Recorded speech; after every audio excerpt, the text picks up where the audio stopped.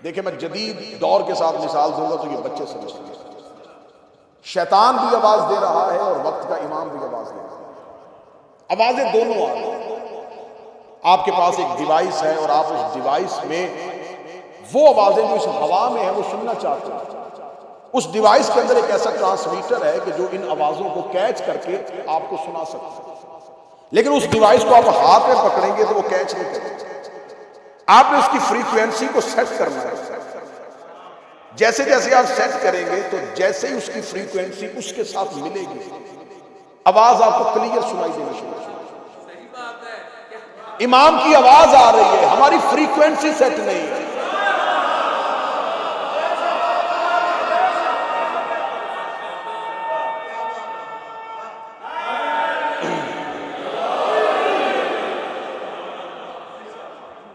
वो आवाज आ रही है, सदा इमाम तो मौजूद है। इमाम की आवाज तो कायनात में मौजूद है, हुज्जत है। इस जमीन में एक पत्ता भी हुक्म इमाम के बगैर खिल नहीं सकता।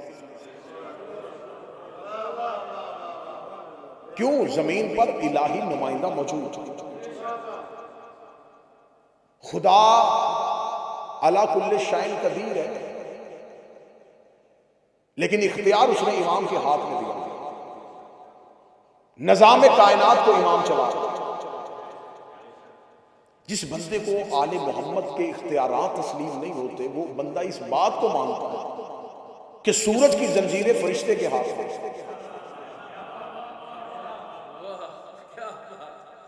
अगर अल्लाह ने फरिश्ते को सूरज उभारने का इख्तियार दिया हुआ तो जिनके दरवाजे पर फरिश्ता आता होगा,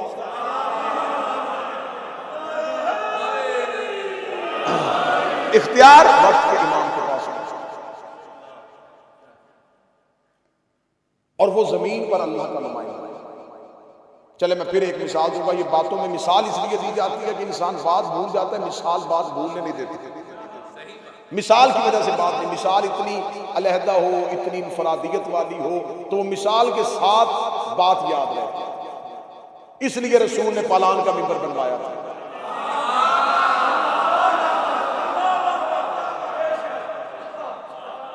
अरबों में सवारी ऊंट ही था। रसूल ने फरमाया था आज के बाद जब भी ऊंट देखो तो याद आए, जहां भी ऊंट देखो, ऊंट पे कोई भी बैठा हो, तुम्हें याद आए कि हमने अली के हाथ में बैत की थी।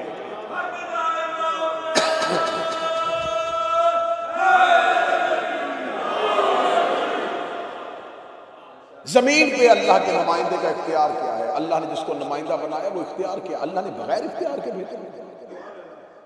मैं पाकिस्तान से बरतानिया आना चाहता था। मैंने कहा कि मैं पाकिस्तान से बरतानिया पहुंचूं तो मैं एयरपोर्ट पे गया और एयरपोर्ट पे जाके मैंने कहा जी कि मैं बरतानिया जाना चाहता हूं। उनका पासपोर्ट मैंने दिया, उनका वीजा, मैंने कहा वहां जाऊंगा तो लगवा लूंगा,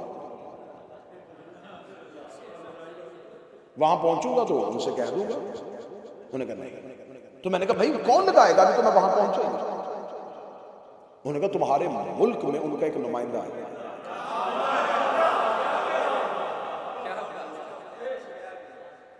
मैं उसके पास गया, उसके पास जाके मैंने कहा जी मैं जाना चाहता हूं, वीजा दे। उनका कागजात लेके। कौन से कागजात? ये जरूरी डॉक्यूमेंट्स हैं, ये हम देखेंगे, फिर उन कागजात को देखने के बाद फैसला करेंगे कि आप हमारे मुल्क में जा सकते हैं कि नहीं। मैंने उसे कहा कि आप वहां के बादशाह, वजीर आजम हैं, क्या इख्तियार है? उन्होंने कहा उन्होंने मुझे इख्तियार दे के तुम्हारे मुल्क में बिठाया हुआ। कागजात उन्होंने नहीं देखने, मैंने देखने। अमाल वो नहीं देखेंगे।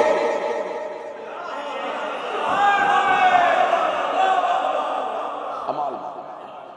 इसलिए खुदा ने जमीन पे ओले अमर को बिठाया, जिसने उस जगह पे पहुंचना। अमाल वो नहीं देखेगा, अमाल इमाम।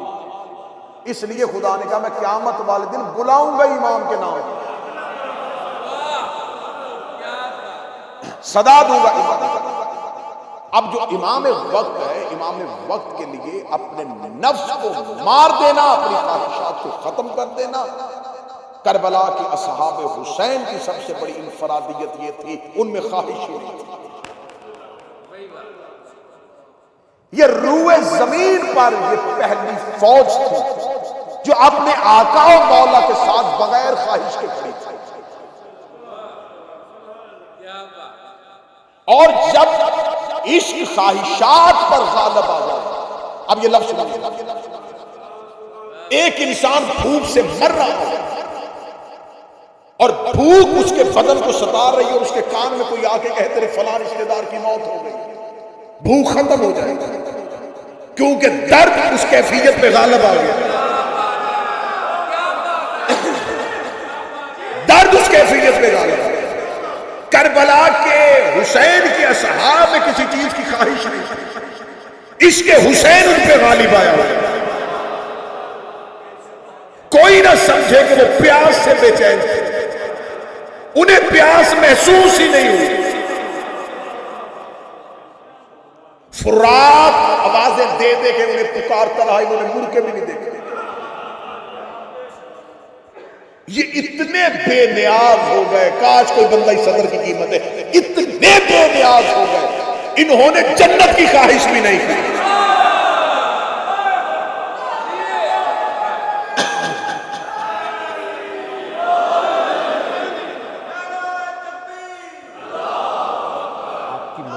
कल का टाइम में अनाउंस नहीं कर सकता। मैं कर दूंगा, मैं कर दूंगा। कर दीजिएगा। 2:30 बजे आप बैठे, 1:30 से मजलिस स्टार्ट होगी। बस मुझे बात, इन्होंने जन्नत की ख्वाहिश।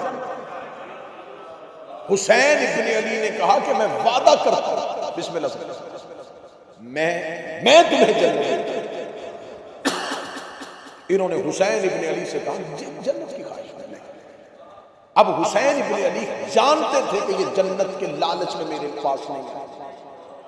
जब हुसैन अलैहिस्सलाम इल्म इमामत के साथ जानते थे कि जन्नत की ख्वाहिश नहीं, तो हुसैन ने फिर उनको लालच क्यों दिया?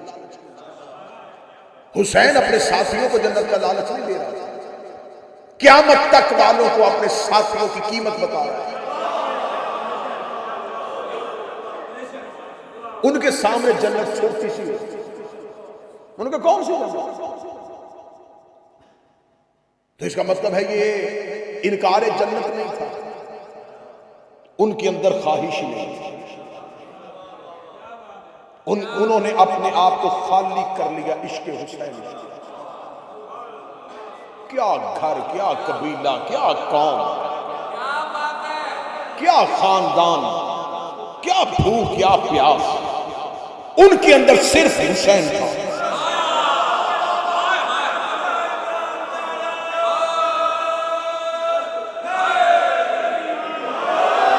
मैं लफ्ज कहूंगा, मुझे नहीं पता कि आज मुझे मजलिस कहां पे छोड़नी है, कितनी पढ़नी है, कैसे पढ़नी है, किनको देखने, वो फना फिर हुसैन हो गए, वो गर्क हो गए हुसैन। इतने इश्क हुसैनी के अंदर डूब गए, उन्हें सिवाय हुसैन के कुछ नजर नहीं आता। नेज़े की अन्नी की उन्हें तकलीफ हो जो हुसैन में जा चुके हैं, न तीरों की नोकें उन्हें कुछ कह रहे थे, वो मुस्कुराते हुए नेज़ों के सामने जा रहे थे। ये ऐसे इश्क हुसैनी में फौलाद बन गए कि इनके सीनों ने नेज़ों की अन्नियों को मोड़ दिया। ये इतने फौलाद बन गए कि इनकी गर्दनों ने खंजर तोड़ दिए।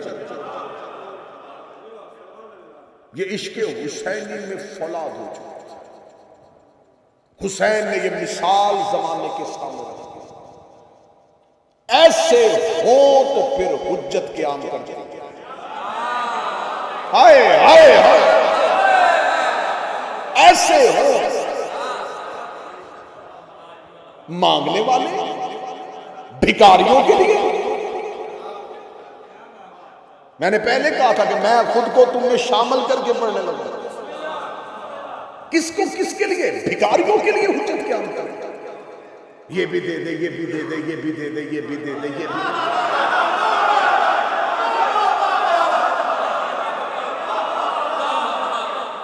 तुम्हारी ख्वाहिशें ना मुसल्ले पे खत्म होती है ना करबला जाके खत्म होती है।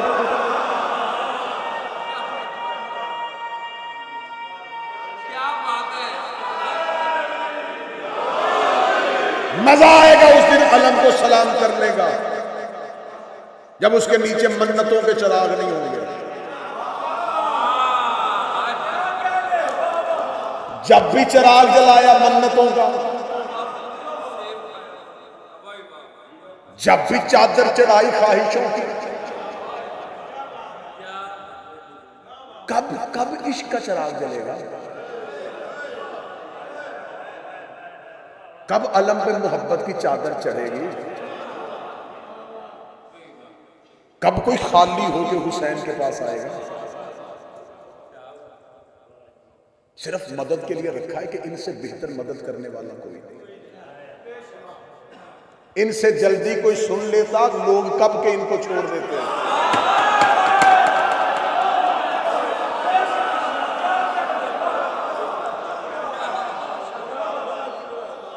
तुमने रेस्क्यू के लिए मांगा हुआ है, इनसे बेहतर मदद कोई नहीं करता, इनसे जल्दी मदद के लिए आता कोई नहीं। अपनी जाती ख्वाहिशों की तस्कीन के लिए अहले बैत को मांगा। अहले बैत के लिए अहले बैत को किसने मांगा? कुछ दे के हुसैन के पास आओ, कुछ छोड़ के हुसैन के पास आओ, लेकिन नहीं, हुसैन ने करबला में मिसालें पेश कर दी कि ऐसे जिनके अंदर कोई ख्वाहिश नहीं, किसी ख्वाहिश के लिए इमाम के पास नहीं आएंगे, इमाम के लिए इमाम के पास आएंगे। हाँ ठीक है, मैं बेहतर समझता हूं, इनसे ज्यादा कौन अल्लाह की बारगाह में वसीला है, ठीक है, लेकिन साथ ये भी ज़हन में रखा करो, ना भी बोलोगे तो ये जानते हैं।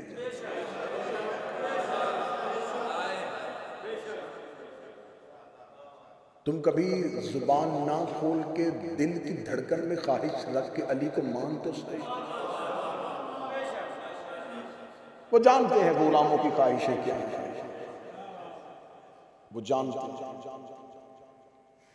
अब करबला में जो हुसैन ने मिसाल पेश कर दी, अब इसकी मिसाल में है आखिरी हुज्जत के नुसरत की तैयारी। बस इमाम आ जाए, इमाम आ जाए। मैं इतने साल हो गए मुझे, 22-24 साल तो मुझे भी मिंबर पे हो गए, दुआए ज़हूर सुनते हुए, दुआए ज़हूर पढ़ते हुए, इमाम बारगाहों से लेके मस्जिद जमकरान से लेके मस्जिद सहला से लेके मस्जिद कुबा हुसैन के नीचे हर दुआ कबूल हो जाती है। इतने अरसे से ज़हूर की दुआ हो रही है। जो हुसैन तुम्हें बेटा दे के भेज देता है, जो हुसैन तुम्हें घर दे के भेज देता है, इतने अरसे से उसकी हरम में जाके ज़हूर की दुआ कर रहे हो, तुम्हारी कबूल कर रहा है, ये क्यों नहीं कर रहा? अब इसकी मैं गहराई में चला जाऊंगा तो और 25 मिनट गुजर जाएंगे। ये हमारा अल अजल कहना कूफे वाला खत है।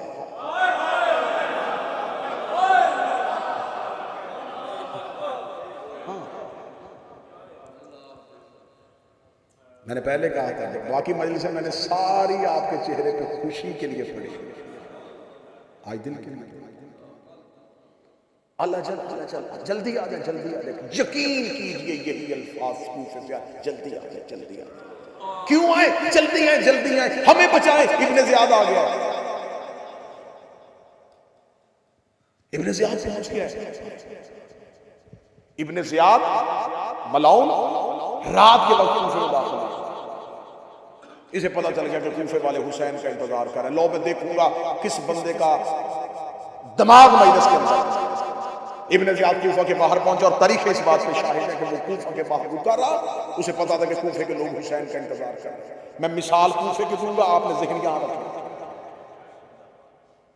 ये हुसैन का इंतजार कर रहे हैं। उसने कहा मेरा लिबास तब्दील करवाओ, जो हाशमी लिबास पहनते वो पहनवाओ, हाशमियों का जो लिबास होता है, जैसा अमामा होता है वैसा पहनाओ। घोड़े पे बैठा और चेहरे पे नकाब लेके कूफे के अंदर दाखिल। दीवाना वाले लोग अपने हुसैन आ गए, हुसैन आ गए, हुसैन आ गए, हुसैन आ गए, हुसैन आ गए। अब वो देखता जा रहा था कि कौन कौन हुसैन का रास्ता देख रहा था। अच्छा ये भी पहुंच गया, ये भी हुसैन, ये भी हुसैन। वो चलता चला। अब मैं सदर कहने लगा हूं जिसके लिए मैंने बात शुरू की थी, मार्फत कम हो तो लोग इब्ने ज़ियाद को भी हुसैन समझ लेते हैं।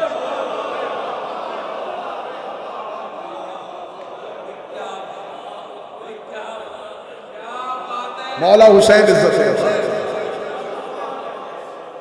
मारिफत कम हो,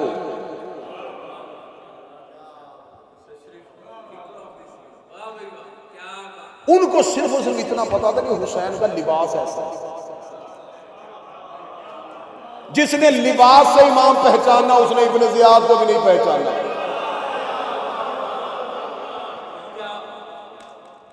और उसी कूफे में एक बुढ़िया रहती थी, शोर हुआ कूफे की गलियों में हुसैन। उसने अपने घर का पर्दा उठाया, यूं देखा, कभी हुसैन नहीं। उन्होंने कहा लोग जा रहे, हुसैन आ गए। उसने कहा हुसैन होता तो रात की तारीकी में ना आता।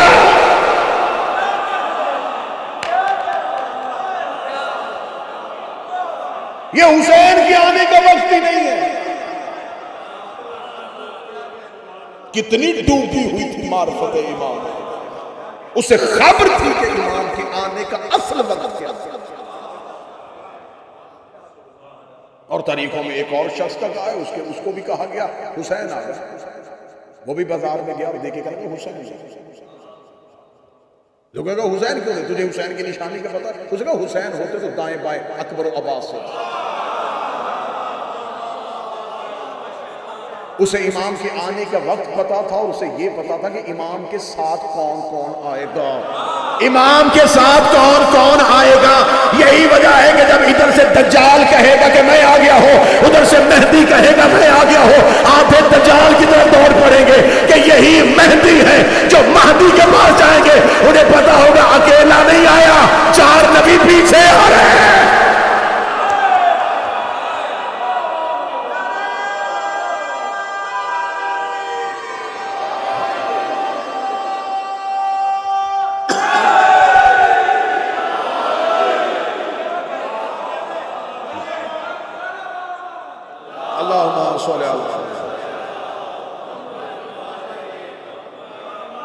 पहली शर्त, ख्वाहिशात से बेनियाज होके अपने मौला से इश्क करो।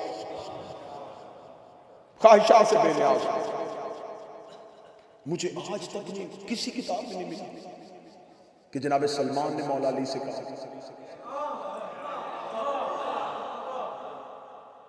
कि या अली जन्नत में मेरा घर कहां है। मिकदाद ने कहा या अली मुझे फलां जगह का गवर्नर बना दे। कंबर ने कहा कि आपका दौर आ जाए तो मुझे फलां जगह की गवर्नरी हाकमियत मुझे दे दी। इनमें से किसी ने बगैर ख्वाहिश के अपने वक्त के इमाम को माना। हर दौर के इमाम के नौकरों में से जो एक वस्फ अलहदा नजर आएगा वो बगैर लालच के इमाम को माना।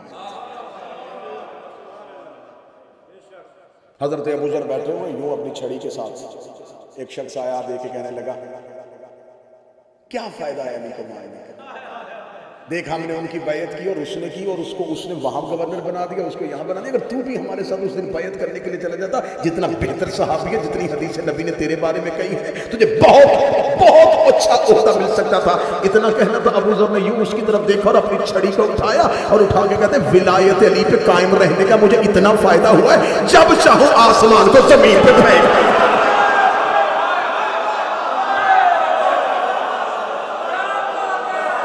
जब चाहूं आसमान जमीन पर।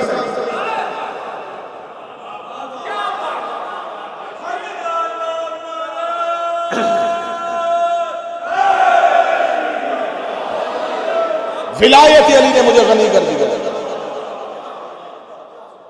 मोहब्बत अली ने मुझे दुनिया से बेनियाज कर दिया। पहली शर्त थी उनमें ख्वाहिश हुई। दूसरी शर्त यह होती है कि उन्हें इमाम के बारे में आगाही होती है, वो अपने मौला की खबर रखते हैं। सारी की सारी ज़हूर की जितनी अलामात लिखी हुई हैं, ये होगा ये होगा ये होगा ये होगा ये होगा, इतनी वाज़ेह निशानियां लिखी हुई, इतनी वाज़ेह निशानियां लिखी हुई कि जमात-उस-सानी के निस्फ से बारिशें शुरू होंगी और रजब के निस्फ तक आएगा। इतनी बारिशें होंगी, इतनी बारिशें होंगी, इतनी बारिशें होंगी कि कब्रों में हड्डियों के ऊपर गोश्त आना शुरू हो जाएगा। वाज़ेह निशानी। फिर रजब के बाद फिर वो एक ऐसा रमजान आएगा कि उस रमजान के अंदर वाज़ेह निशानी फरामीने जितनी भी गैबत की किताबें उठा, जितनी गैबत की किताबें उठा कि वो रमजान ऐसा होगा कि उस रमजान में पहले चांद ग्रहण होगा, फिर सूरज ग्रहण होगा। मौला फरमाते हैं उस रमजान में जब शब कदर के अमाल कर लो तो अमाल करने के बाद अपने घरों की खिड़कियां बंद कर लेना और शीशे के करीब ना रहना। एक जोरदार धमाका होगा, जमीन लरज़ जाएगी। आज के दौर की ये आलमी जंगों की पेशन है, आलमी जंगें शुरू हो गई। वाज़ेह तरीन हदीस की किताबों में कौन सा मुल्क किस पे हमला करेगा, कौन सा मुल्क किस पे हमला करेगा, कौन सा मुल्क किस पे हमला करेगा, ऐसी अफरा तफरी का आलम हो जाएगा। ईरान की हुकूमत 7 हिस्सों में तकसीम हो जाएगी और ईरान सिमट के खुरासान में आ जाएगा।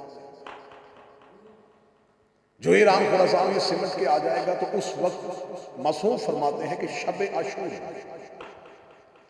शब आशूर को खुरासान से स्याह परचमों के साथ 10,000 का लश्कर मक्का की तरफ बढ़ना शुरू हो और एक खुरासानी है जिसकी क़यादत में उठेगा। जब मैंने ये निशानी पढ़ी तो मैंने देखना शुरू कर दिया किस मुल्क का परचम में स्याह है। मुझे नीले पीले सबज परचम नजर आया, एक ही नजर आया कि स्याह परचम सिर्फ अब्बास का है। और शब अशूर में अगर स्याह परचमों के साथ उठना है तो ये कोई जलूस आ रहा है जो मक्का की जानब है। आशूर की सुपर किताबें कहती हैं कि ये निस्फ शब से लेके अव्वले वक्त तक का टाइम होगा। अशूर का दिन होगा, बरोज जुमा होगा। मक्का की पहाड़ियों से मेरे आका और मौला चलते हुए आएंगे और बैतुल्लाह के साथ टेक लगा के खड़े हुए और आवाज दे के कहेंगे अना हुज्जतुल्लाह अलल अर्श, मैं जमीन पर अल्लाह की हुज्जत हूं। इंसानियत 3 गिरोहों में बट जाएगी। पहले वो हैं जो ये कहेंगे कि ये इमाम की आवाज ही नहीं है। दूसरे वो हैं जो ये कहेंगे कि जरूरी अमूर सरंजाम दें और फिर इमाम तक पहुंचे। तीसरे वो हैं कि जो ही इमाम की आवाज आई अना हुज्जतुल्लाह अलल अर्श, वो लब्बैक कह के उठेंगे। पहला घर में होगा, दूसरा मक्के में होगा।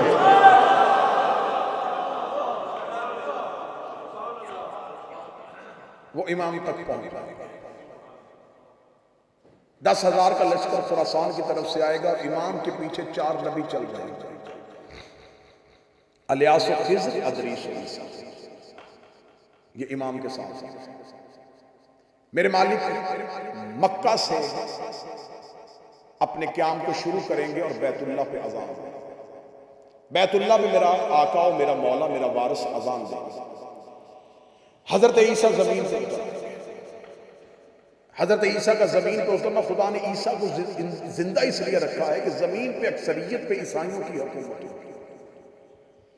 पूरी जमीन के अक्सरियती हिस्से पे ईसाइयों की हुकूमत है।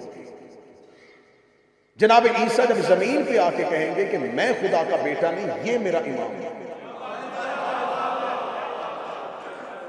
ईसाई एक लम्हे में अपना अकीदा बदलेंगे और महदी के कदमों में अपना सर रख देंगे। शक नहीं करेंगे, सवाल नहीं करेंगे, पूछेंगे। कल की मजलिस में अगर वजाहत हो सकी तो मैं पूरी निशानियों के साथ एक एक तारीखी अखबार के साथ के कौन कौन सा मुल्क, और इंशाल्लाह कल दिन में ठीक 2:30 बजे मैं मिंबर पे आऊंगा और आपके सामने ये नमाज इश्क अदा की जाएगी। मेरे आका मौला मक्का से चलना शुरू किया, लश्कर इमाम के साथ मिलना शुरू किया। वक्त का इमाम खाना काबा को गिराएगा।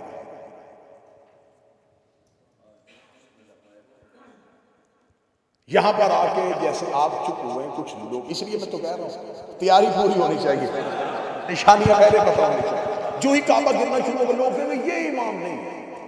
इमाम होता तो काबे को गिराता, जो ही इमाम वापस पलटने लगे, वो लोग वापस पलटने लगेंगे तो इमाम कहेंगे नहीं वापस ना बुलाना, जाने दो इनको घरों में। इन्होंने इमाम के होते हुए ईंटों के घर को इज्जत दी।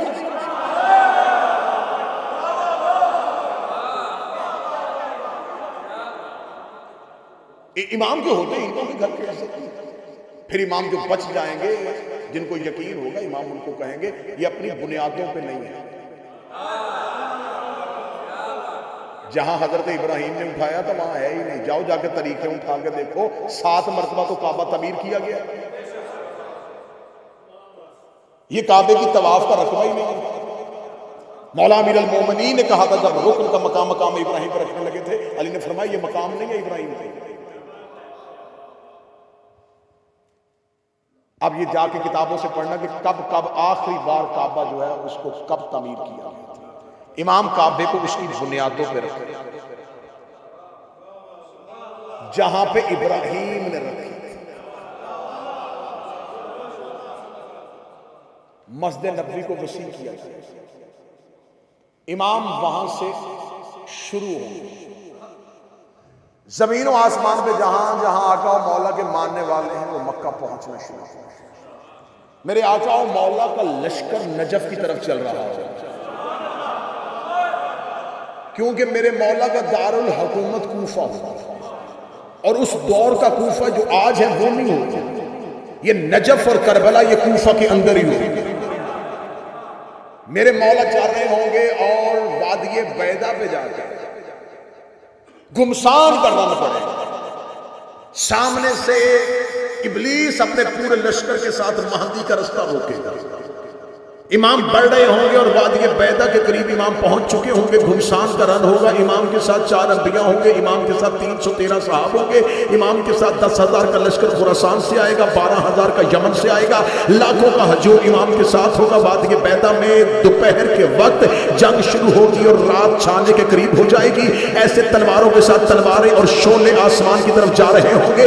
ये अबलीस पहुंचेगा, अबलीस पहुंच के इमाम का रास्ता रोकेगा। उधर से सुफियानी का खरूज हो जाएगा, का खरूज हो जाएगा, दज्जाल का खरूज हो जाएगा। इमाम जंग कर रहे होंगे या पीछे से एक आवाज आएगी, महदी तलवार निकाल मैं आ गया हूं। लश्कर कहेगा मौला ये किसकी आवाज है? फरमाया हुसैन का अलमदार अब्बास आ गया है, हुसैन का अलमदार अब्बास आ गया है। हजरत अबुल फजल अब्बास अपनी तलवार को नियाम से निकाले हुए, अशल पे सीर रखे हुए अब्बास आके महदी के लश्कर का अलम उठाएंगे। महदी के लश्कर का अलम उठा के हजरत अब्बास उस वादी पैदा में घुमसान के रन में यूं सरों को तड़ों से जुदा कर रहे होंगे।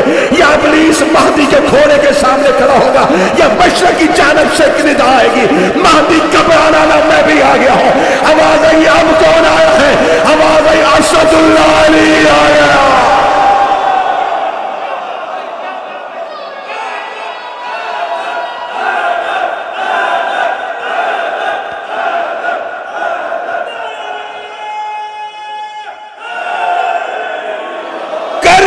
से एक लश्कर लेके हुसैन उठेगा।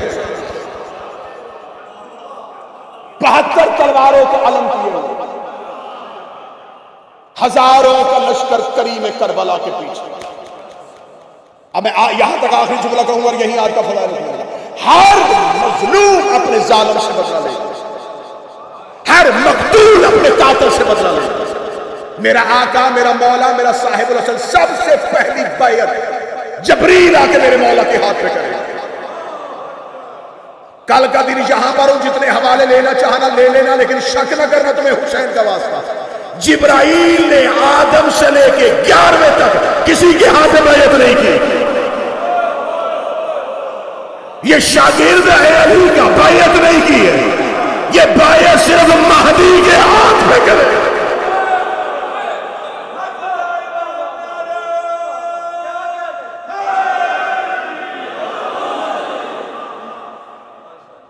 मंसूर फरिश्ता 4000 का लश्कर लेके करबला से निकलेगा। मलाइका, ये 4000 वो मलाइका है जो 10 मुहर्रम नुसरत हुसैन के लिए जमीन पे उतरे। मेरे आका मौला नुसरत से इनकार कर दिया, अल्लाह ने इन्हें अर्श पे बुलाने से इनकार कर दिया। तुम्हें हुसैन के लिए भेजा था, अर्श पे ना आना, जाओ कब्र हुसैन पे बैठ जाओ। ये 4000 फरिश्ते आज भी मंसूर फरिश्ते के साथ कब्र हुसैन पे बैठे हैं। आज भी मंसूर फरिश्ता करबला के बाहर हुसैन के ज़ायरीन का इस्तकबाल करता है। आज भी वो 4000 मलाइका जमीन और आसमान के दरमियान हुसैन की कब्र पे बैठे हुए अपने बालों को बखेरे हुए हुसैन पे गिरिया और मातम कर रहे हैं और हुसैन पे सदाए इस्तगास और सदाए नुसरत पे लब्बैक कह रहे हैं। जो ही मेरे आका मौला आएंगे मंसूर फरिश्ता 4000 मलाइका के साथ अलियास खिजर अदरीस और ईसा 313 असहाब 12000 10000 6000 80000 1,60,000 ये तमाम खरूज करते करते इमाम के लश्कर में मिल जाएंगे। हर एक मजलूम अपने जालिम से बदला लेगा, मूसा फरौन से बदला लेगा, इब्राहिम नमरूद से बदला लेगा। हर मकतूल अपने कातल को कब्र से निकालेगा। जैसे उसने उसे मारा था वैसे वो उसे मारेगा। लो तुम्हारे यकीन के लिए कुरान सर पे रख लेता हो, अबलीस के पोस्ट पे आके मेरा मौला अली नेज़ा मारेगा। अब मुझ पे सवाल करो कि हक बनता था अली का कि इब्ने मुलजम को कत्ल करता, उसने अबलीस को क्यों मारा? इसलिए कि अबलीस अल्लाह का दुश्मन है और अली अल्लाह।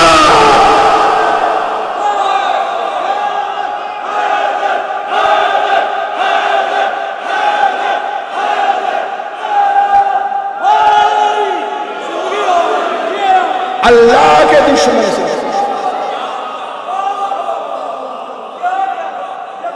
अल्लाह के दुश्मन से बदला अली ने।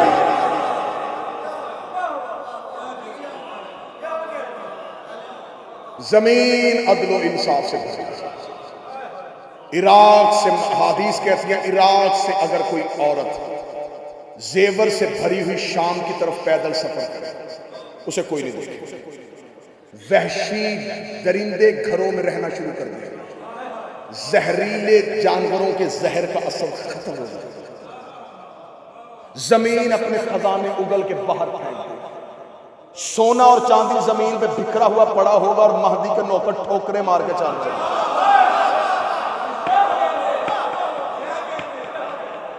मेरे आका का सदका उतारने वाले होंगे, लेने वाला कोई नहीं होगा।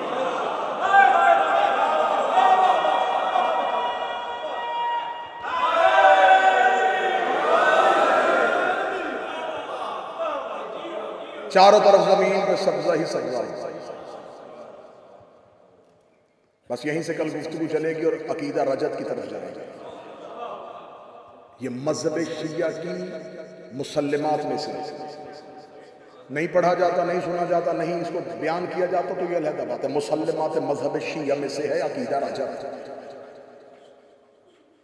सरकार वारिस से जमाना के बाद आइमा के दौर का पलट के आ गया। कल पढ़ा जाएगा कि जमीन पे अली कितनी देर हुकूमत करेगा, हुसैन कितनी देर राज करेगा, फिर जमीन में मेरे मुख्तलिफ बादशाहों का कैसा कैसा दौर हुकूमत, किसके दौर में कौन किस मकाम पे बैठा हुआ है।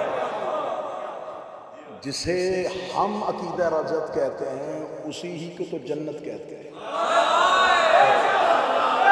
काश इस जुमले पे कोई बोलता था। मैंने यकीन कीजिए जानबूझ के माइक से हट के जुमला बोला, जिसका मुकद्दर हो वसूल करे, ये ना हो कि जुमले की बेकदरी हो। इसी को जन्नत कहते हैं। ये कोई आसमान पे दूध और शहद की नहरें नहीं है।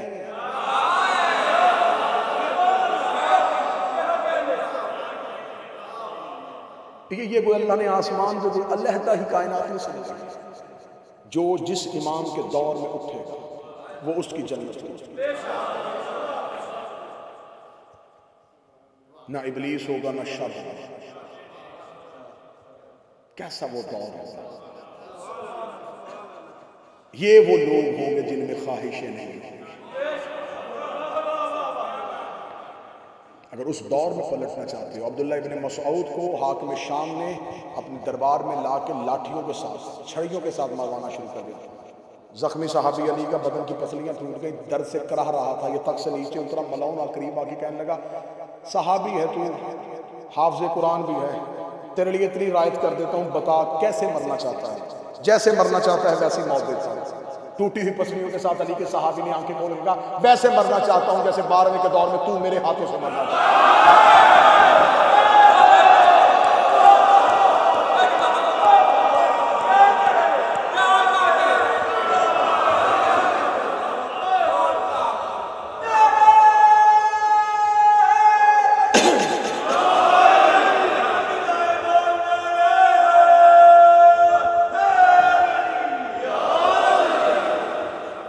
इल्जाम लगाने लगाओ, जितने बोहतान बांधने बांधो, हम खामोश हैं, हम चुप। हमारे इंतकाम का दौर शुरू ही नहीं हुआ, लेंगे इंतकाम जब वारिस पूछेंगे एक एक का गिरेबान पकड़ के। जब हम मिंबरों से अली के फजाइल पढ़ते थे तो तुम ही मजमों में बैठ के दूसरे के कान में बातें किया करते थे। अब आया है मेरा आका, इनसे पूछ के ये कौन है।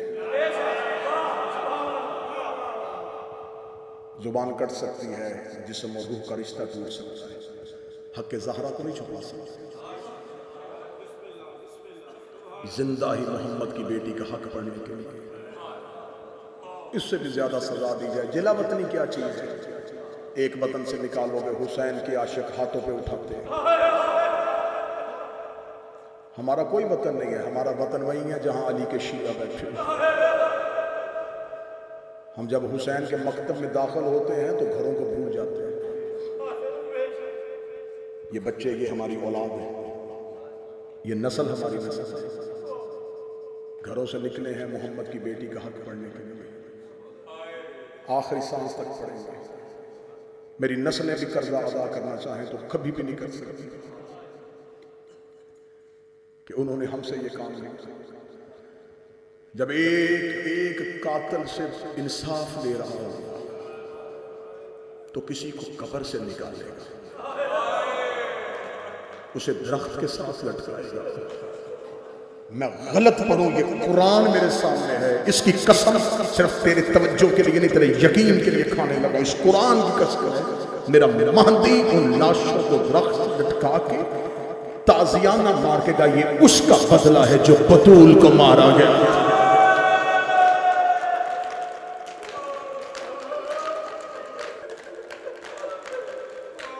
लेगा दादी का इंतजार। आज है मेरे मौला के बाबे का जन्म, मेरे 11वें शहंशाह का जन्म, मेरा जवान 28 साल का मौला। हमारे पंजाब में जो 8 रबीउल अव्वल का जुलूस निकलता है उसे किबला तुराबी साहब कहते हैं चुप ताज़िया, चुप ताज़िया का जुलूस निकलता, लेकिन खामोश होता। हुसैन के ताज़िये में मातम होता है, 8 रबीउल अव्वल का ताज़िया चुप क्यों? सिर्फ वजह पढ़ूंगा, तेरी आंखें भी। सामरा का घर था, इमाम को जहर मिलने के बाद शहीद कर दिया गया था। उस घर के अंदर एक मर्द था, 2 खवातीन थी, एक बारहवें की मां थी और एक 12वें की फुफ्फी थी। दरवाजे पे फौजी खड़े हुए थे और उन फौजियों को हुक्म था कि इस घर के अंदर से अगर किसी मर्द की आवाज आए तो घर का दरवाजा तोड़ के अंदर दाखिल हो जाना। बाबे का जनाजा पड़ा हुआ और बार में चुप खड़ा था।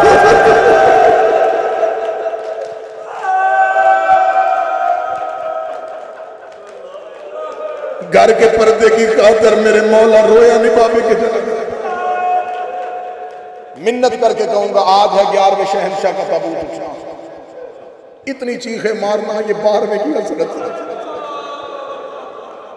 इसको इसके बाबे के जनाजे पर रोने नहीं दिया गया। इस मेरे आका मौला को, ये मेरे मौला की यतीमी का जनाजा है। तुम इस मौला की रैयत हो, ये मेरे आका की यतीमी का जनाजा है। सामरा के एक मकान में मेरा बारवा चुप करके अपने बाबा के जनाजे को देख रहा था। जहर मिली है हसन को भी, जहर मिली है सजाद को भी, जहर मिली है बाकर को भी, जहर मिली है तकियो नकियो मूसा काज़म को भी, लेकिन इस 11वें इमाम की जहर में ये दर्द है। मैं गलत पढ़ूं, मुझे बारवा माफ न करे। जहर मिली हुई थी और जालिम ताजिया ने मार रहे थे। जहर मिली हुई थी और जालिम इमाम के हाथों पे ताजिया। यकीनन मजलिसों में मेरे आका मौला तशरीफ लाते हैं। अब तुम्हारी तरफ से, क्योंकि मैं मिंबर पे खड़ा हूं, मैं आवाज दे के कहता हूं, ए मेरे वक्त के आका मौला, ए यूसुफ ज़हरा, है आले मोहम्मद का इंतकाम लेने वाले, है हम गरीबों की आस मौला, हम आपको आपके बाबा का पुरसा देने लगे हैं। और मेरे मौला, मैं पुरसा देने से पहले पहला जुमला कहता हूँ, मेरे मालिक आप बाबे के जनाजे में बैठे थे, लेकिन मौला आप चुप बैठे थे। मेरे मालिक ये गरीबी है, हम मातम करते हैं, लेकिन मौला बैठा तो तू बाबा के जनाजे पे था। हाय 4 साल की सकीना जो बाबे के जनाजे पे रोने के लिए आई थी, ना किसी ने रोने दिया, ना जनाजे में बैठने।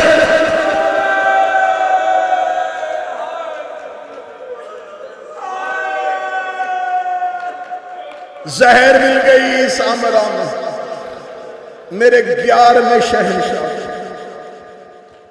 मेरे मौला के बड़े साहब,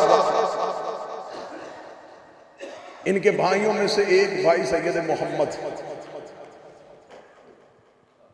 आज भी बलद में इसे सानी अब्बास कहते हैं। ये मेरे मौला का भाई है। एक मेरे मालिक का भाई है जाफर जकी, इसे तारीख 2 लफ्जों से याद कर दिया, मेरा दोनों से इख्तलाफ है। एक लफ्ज वो है जो मैं मिंबर पे कह ही नहीं सकता, एक तवाब कहा जाता है, तौबा कर ली थी, अस्तगफिरुल्लाह, हो इमाम का बेटा, कोई दावा इमामत नहीं किया। बारवे की इमामत को महफूज रखने के लिए उस वक्त के शीयों का चेहरा अपनी तरफ करवा दिया ताकि मेरा भतीजा महफूज रहे, जैसे उस अबू तालिब ने एक भतीजा बचाया था। ये आले मोहम्मद के घर का मजलूम है, जितने नकली सादात बैठे हो ना, इनकी ज्यादा नस्लें इसी मेरे आका मौला से, जलालुद्दीन सुरखपोश उसकी आका मौला की नस्ल में से। ये मेरे वो शहंशाह मौला है जिसने तारीख के सितम ले लिए। आज भी मौरख ने 2 ऐसे लफ्जों से याद करता है मेरे मौला, लेकिन खामोश। जो ही मेरे 11वें का जनाजा तैयार हुआ, सरकार जाफर मुसल्ले पर थे, सिर्फ फौजियों और सिपाहियों को दिखाने के लिए कि महदी तक कोई हाथ न पहुंचे। जो ही लोगों की सफ़ें बंद गई तो 5 साल का ज़ाहरी तौर पे मेरा बाल पर्दे से आया, चचा के करीब आके खड़ा हुआ, रोते हुए चचा ने मुसल्ला छोड़ा, मेरा 12वां मुसल्ला इमामत पे आके अल्लाहु अकबर कहा। इमाम का जनाजा इमाम पढ़ाता है, सिपाही तलवारें लेके आए और इमाम गायब हो गए। जनाजा पढ़ाने के बाद मेरा मौला नजरों से ओझल हो गया। मेरे मौला तेरे बाबे का जनाजा आने वाला है, हम मिन्नत करके एक दरखास्त करने लगे हैं, मौला तुझे इतनी मोहलत तो मिली थी ना, तू बाबा का जनाजा पढ़ाने के लिए आ गया था, मौला तुझे इतनी मोहलत तो मिली थी ना, तू बाबे के जनाजे पे आ गया। सज्जाद 7 मरतबा बाबे के जनाजे पे आया है, हाथों में रस्सियां बांध के ले जा रहे थे, बाबा बगैर कफन के छोड़ के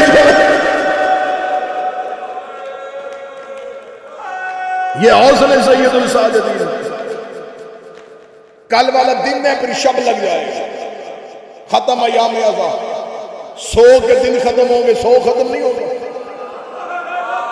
तुम्हें गरीब ज़हरा का वास्ता, 2 महीने नौकरी की है मैंने तुम्हारी, मिन्नत करके कहने लगा गम के दिन खत्म होते हैं, गम खत्म नहीं होता। लिबास बदलना, सोच ना बदलना, लिबास तब्दील करना, अकीदे तब्दील ना करना। कल के बाद हो सकता है तुम्हें तवातर के साथ मजलिसे ना मिले, जैसे तुम्हें अयाम अज़ा में कभी इस बारगाह चले जाते थे, कभी फलां के घर में मजलिस, कभी फलां जुलूस में चले जाते थे। कल के बाद हो सकता है तुम्हें तवातुर से मजलिसे ना मिले। मैं शबीर का मुसाफिर जाकर हाथ बांध के कहता हूँ, मजलिसे ना भी मिले, पानी देखना तो रो लेना, अपनी बेटी के सर पे चादर देखना तो रो लेना।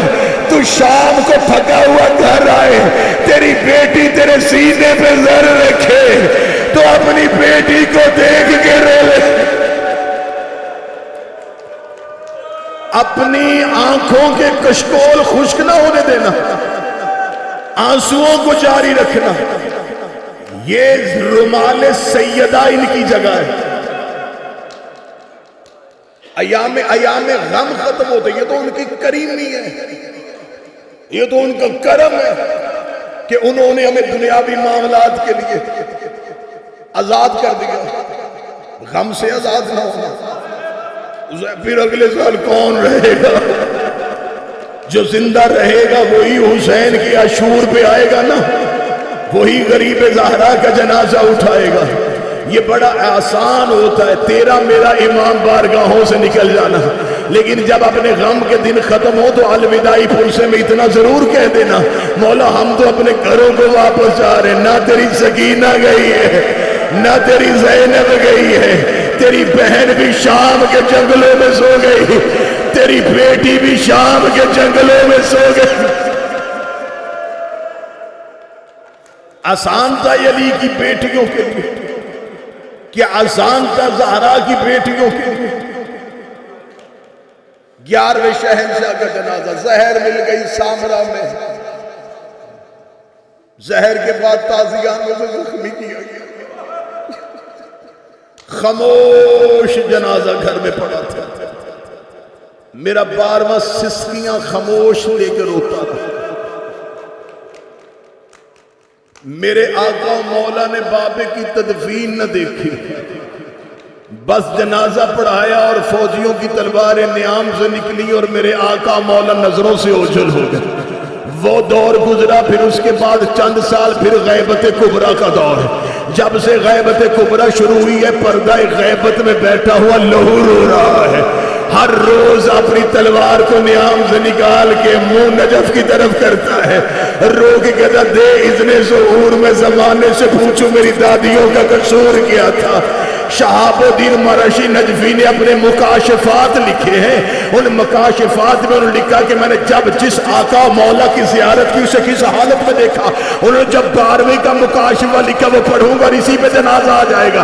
वो कहते जब मैंने अपने आका मौला की जियारत की है तो मेरे मौला के रुखसारों पे लहू था। वो कहते मैं पूछना चाहता था ये लहू कैसा है, या मैंने देखा इमाम ने मुट्ठी को खोला और आंखों से लहू आ गया।